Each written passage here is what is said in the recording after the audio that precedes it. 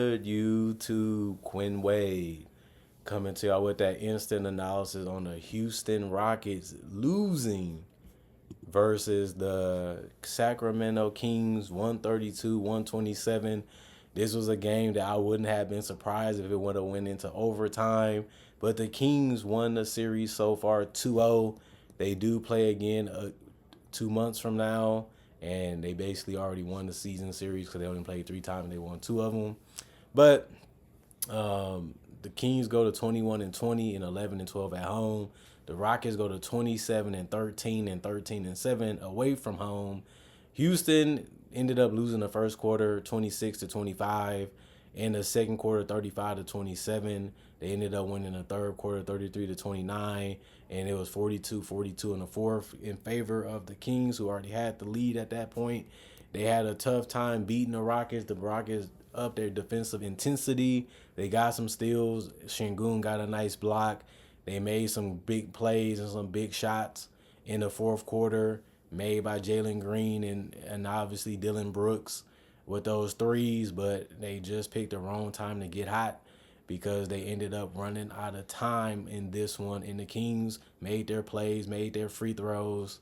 Even though they had a lot of pressure on them to close this out, they eventually got it done. Jeff Green, he started. He played 23 minutes, 10 points for him, -4 and plus minus two personal fouls, 2 assists, 3 rebounds. One was offensive, 1-1 from the free throw line, 1-3 from the 3-point line, 4-6 from the field.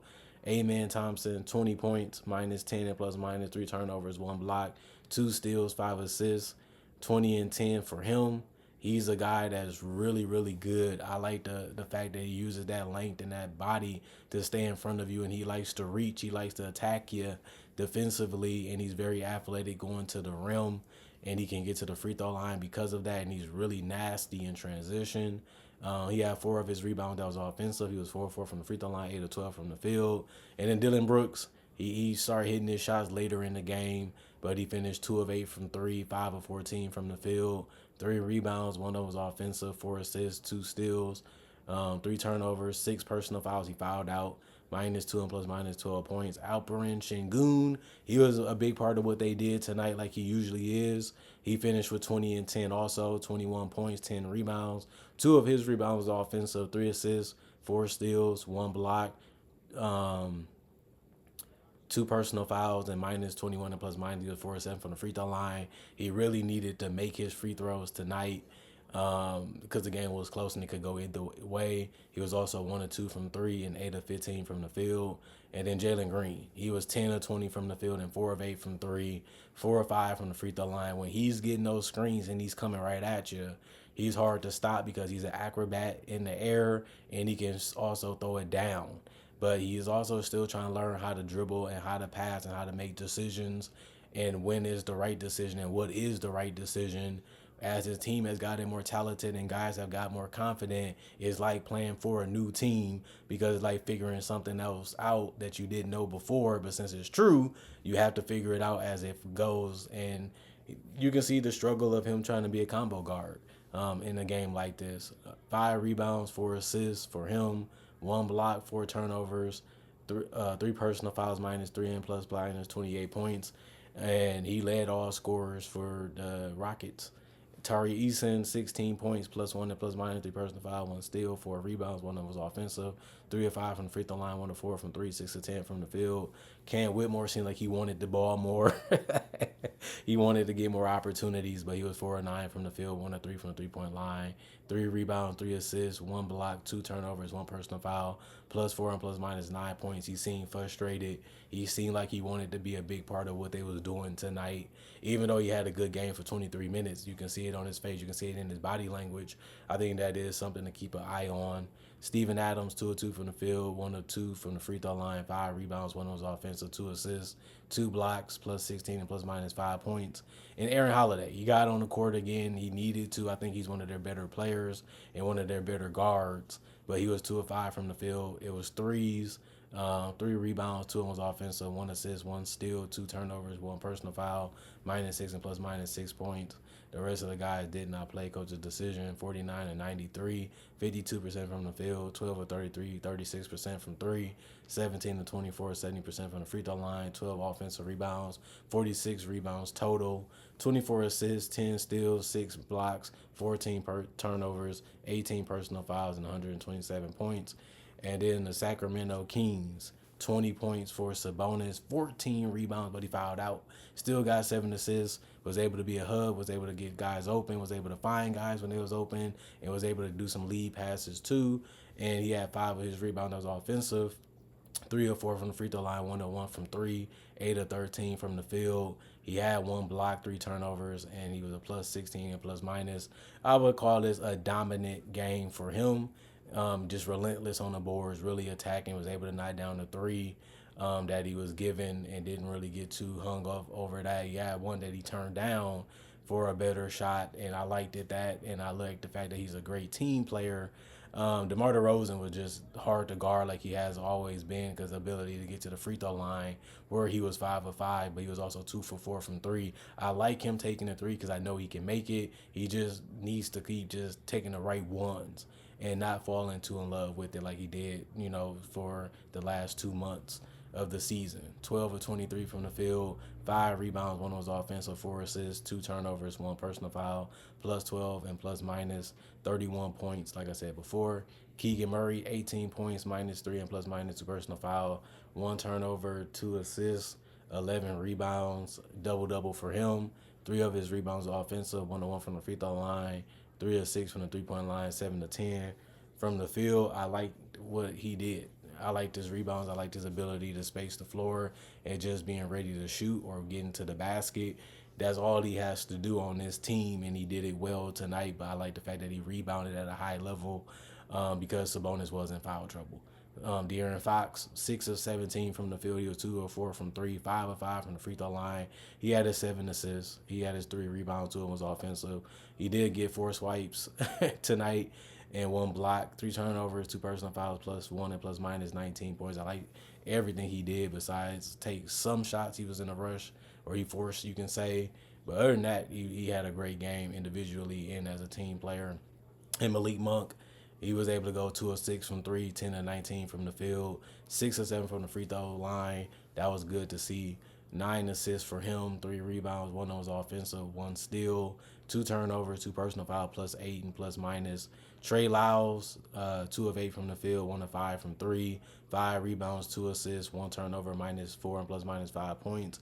Kevin Huerter was 2 of 4 from the field, 1 of 3 from the 3 point line, 1 rebound, 1 assist, -1 and plus minus 5 points. Devin Carter, 0 of 1 from the field, 1 rebound, 1 block, -7 and plus minus. And Keon Ellis, 11 minutes, 2 of 3 from the field, 1 rebound, 2 personal fouls, plus 3 and plus minus 6 points. They had a decent showing from their bench. They just came in and played their role and hopped out of the game, and that's all they needed them to do to be able to win this one. The rest of the guys did not play. Coach's decision: 49 to 98, 50% from the field, 14 to 33, 40% from three, 20 to 22, 90% from the free throw line, 12 offensive rebounds, 44 rebounds total, 32 assists, 5 steals, 3 blocks, 12 turnovers, 15 personal fouls, and this was a showdown against 2 young teams, slash with a little veteran splashed in there, like the Steven Adams and guys like that. But both teams, knew what they was trying to do offensively. They knew where to go. They knew what shots they wanted to make. You can just see a little bit of the immatureness, a little bit of the confidence, and a little bit of the skill all rolled into this game. And obviously the Kings have smarter players, more prepared players, more high-level performers. And you can see where the Rockets was not figuring things out the way they needed to at the end of the game. Their defense really stepped up, but a lot of their shot making and shot taking, they rushed it. They did a little bit too much overthinking. They really wanted to shine in those big moments, and they let that come before trying to execute it, or they just rushed a little bit too much.